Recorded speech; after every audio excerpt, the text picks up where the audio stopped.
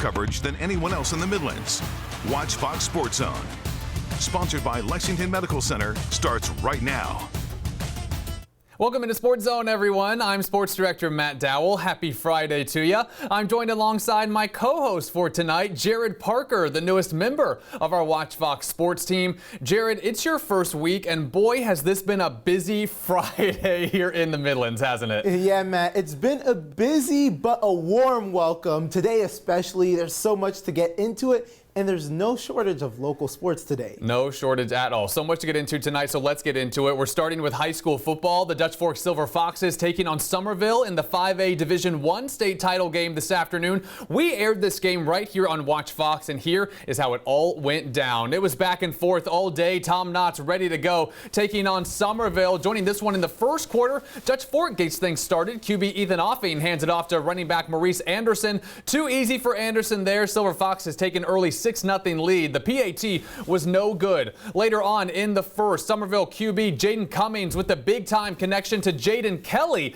Kelly scores, and Somerville is on the board. Again, back and forth. Tail end of the first half, tied at 14. Offing to Anderson again, who dives in for the score. The Silver Foxes would lead 21-14 at the half.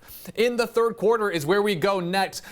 Dutch Fork trying to put their foot on the gas on offense again here. It's going to be Offing again, this time in the air, connecting with senior wide receiver Boykin Bickley. Bickley crosses the goal line, and it's a two-score game for Dutch Fork. But Somerville, a great team, would immediately respond. A minute later, Somerville's backup quarterback, Cooper Kafina, with a 77-yard bomb to Jaden Kelly. No Silver Foxes in sight. What a throw, what a catch. Kelly blows a kiss to the camera, and we're back to a one-score game. Then, just over 2 minutes to go, Dutch Fork from the 35-yard line. Offing gives it to Anderson again. Anderson finds space, and he finds the end zone. That's going to secure this game for Dutch Fork, and the dynasty continues. Dutch Fork adding another state championship to their resume. They win 35-21. The fans are happy. The celebrations begin for Dutch Fork. Their third in a row, their eighth since 2016. Unbelievable. Here's head coach Tom Knotts after his latest state championship win.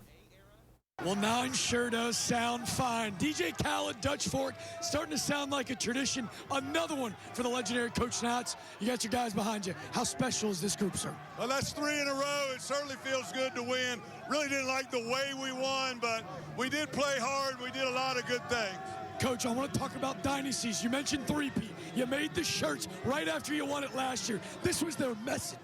Yeah, that's what we always do. We start working, we'll start working right after this. Get busy for 4 in a row. You heard the man, 4 in a row. I'm going to let you go celebrate with your team. Congratulations, sir.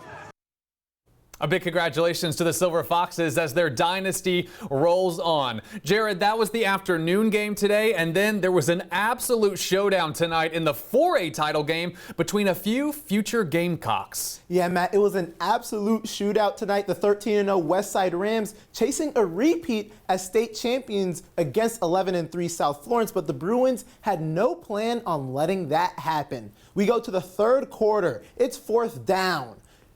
Messiah Jackson, he's going to drop back, finds Gamecocks commit Jaden Sellers. This ties the game at 28 on 4th and 15. We stay in the fourth quarter, and it's going to be another Gamecocks commit doing the action this time. Cutter Woods, he drops back. He has 4 touchdowns at this point right now. He airs it out and finds Chamarius Bomar for his 5th touchdown of the night. The Rams are going to take a lead 35-28. We go to the fourth quarter, and once again, Jackson drops back, finds Sellers. 4th down again, 4th and 5 this time. Tie ball game at 35. That's Sellers' 3rd touchdown of the night. South Florence is going to look to take their first lead of the game. Jackson gets the snap again. He hands this ball to Trey Leonard, and the Bruins lead 42-35 with about 2 minutes left. They overcame a 21-7 deficit that they went down early, but the game is not over yet. Woods drops back, finds his favorite target, Bomar, again. He'll go into the end zone untouched.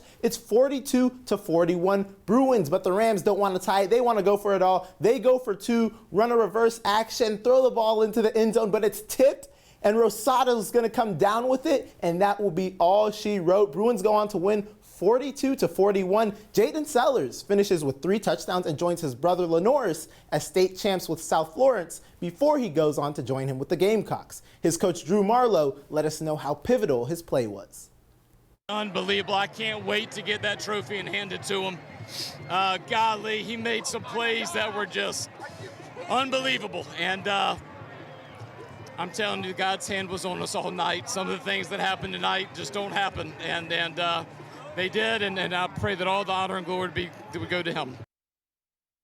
What a game between Westside and South Florence. You know, before the show, Jared, we were watching this like, okay, they're going to win. They're going to win. No, they're going to win. It was just unbelievable, an instant classic. So Dutch Fork, South Florence, the 2 champions from today, but we've got 2 championship games left tomorrow. And Jared, one includes Irmo High School, who's taking on Northwestern in the 5A Division II championship game tomorrow. Yeah, this one's a big one for Irmo. Yep. Tomorrow, the Yellow Jackets return to the state finals for the first time since 2006.